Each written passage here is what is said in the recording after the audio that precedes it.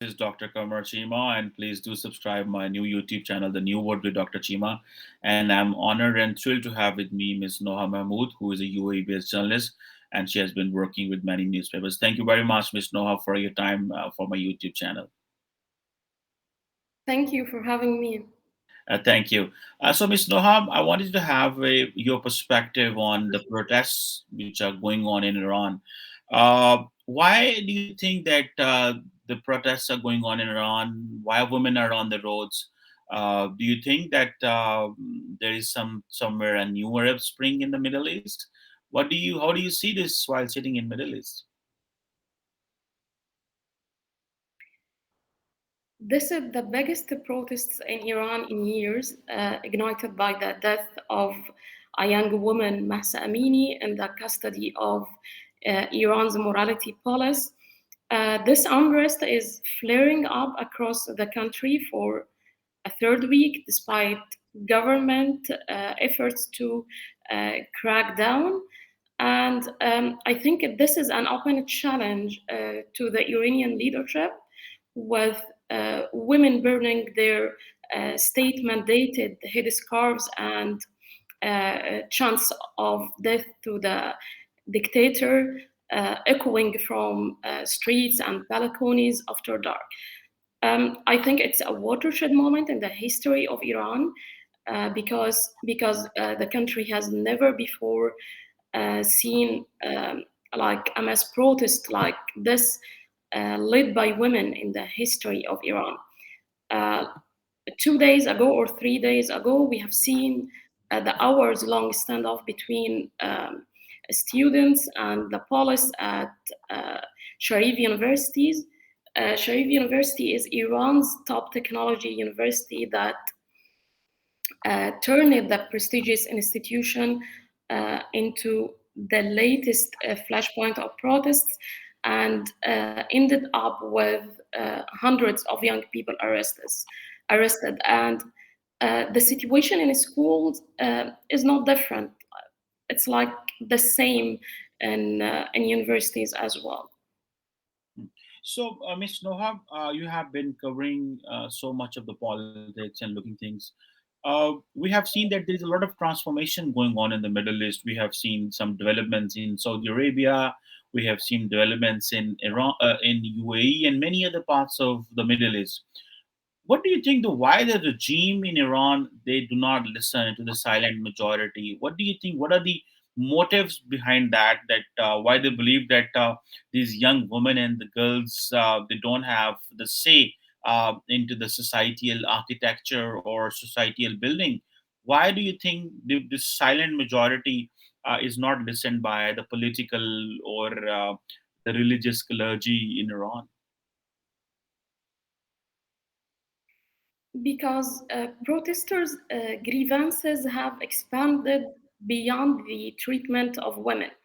The country's poor economic state, largely due to Western sanctions, corruption, and the current government's hardline conservative policies, have also fueled demonstrations.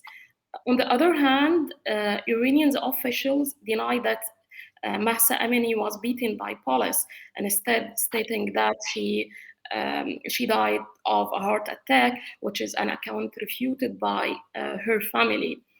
I think the demonstrations have tapped a deep well of grievance in Iran, including the country's social restrictions, political repression, ailing economy strangled by American sanctions, and this unrest has continued in Tehran and um, a far-flung province, even as authorities have disrupted internet access and blocked the social media apps. Most of the protests appear to be under 25, according to witnesses. So we are talking about new generation. We are talking about Iranians who have grown up knowing little but global isolation and severe Western sanctions linked to Iran's nuclear program. And uh, speaking of Iran's nuclear program, talks to revive the landmark 2015 nuclear deal have stalled for months.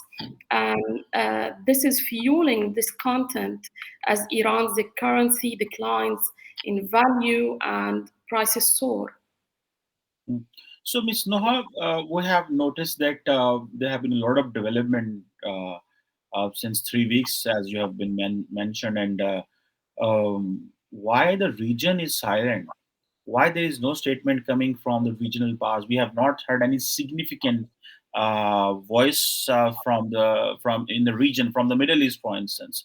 I'm from Pakistan, Islamabad, and we have seen that even the Pakistani authorities, they have not uttered a single word on this. Nobody has uttered. So, but why the region is silent? Do you think that the political quarters and these civil society in Middle East, they are the same, or do you think that the politicians are silent deliberately and the civil society is speaking in one way or the other? I think because the region has a principle of non interference in the internal affairs of other states.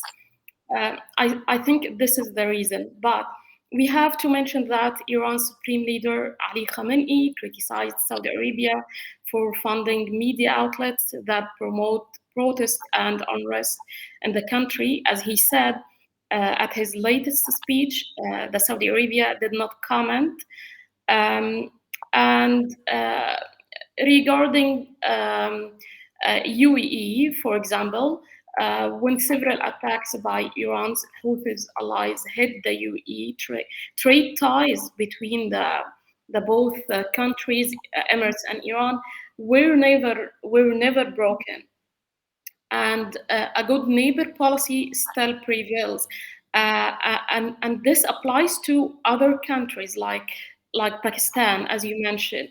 So more interaction with Tehran by the Emirates or by any other country in the Middle East is seen as a necessity because of geography and economic recovery from the pandemic and other issues. uh, Both sides, I mean here Iran and UAE, will still disagree on policy objectives, but at the same time they need the formality to cooperate, to negotiate, to argue over threats where their interests overlap. Hmm. So, do you think that this unrest is a foreign conspiracy, as Ayatollah Khamenei has mentioned? The Americans are behind this, the Western media is behind this, or do you think that this is basically an organic movement? This social upheaval is basically the social transformation is what the Iranian authorities have not done for long. So, to whom you give more value, to the foreign conspiracy, or do you believe that this is coming from the masses who are sick of and outdated and aggressive policies of the Islamic regime?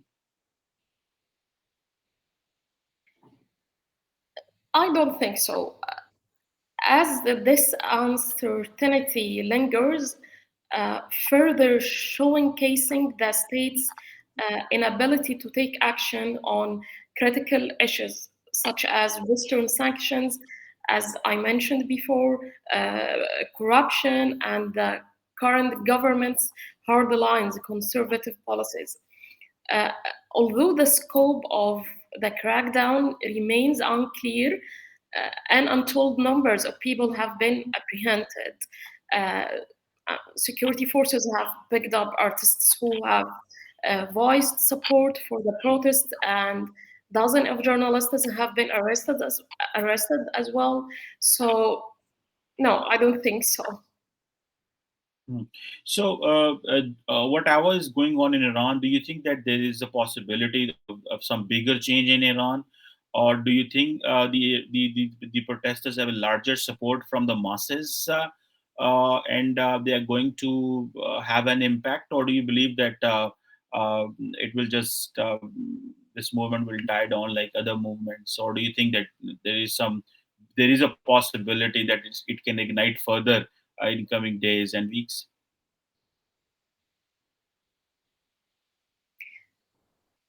I think it's really important for those for those in the West to know that what Iranians women are protesting against in Iran today is forced hijab.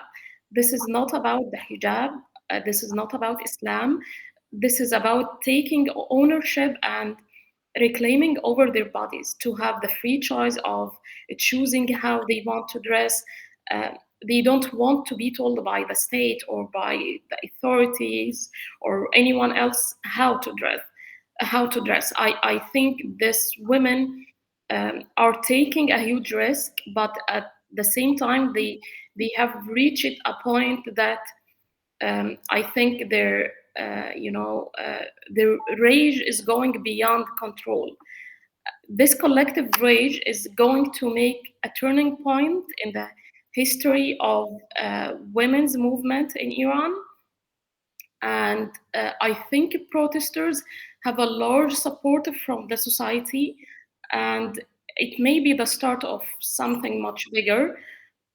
But we see for the first time, it seems as though Iranians from all different regions and different ideologies are uniting against the regime. So, Ms. Noha, one last quick question is how the social media is responding in the Middle East about this societal unrest?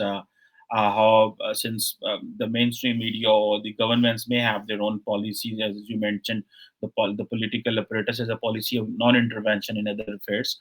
So, how the society is basically responding, the youth particularly, let's say, in other parts of the Middle East, in Iran, Saudi Arabia, and GCC, and many other countries in Middle East, how they are responding to this unrest. Have you seen something related to this?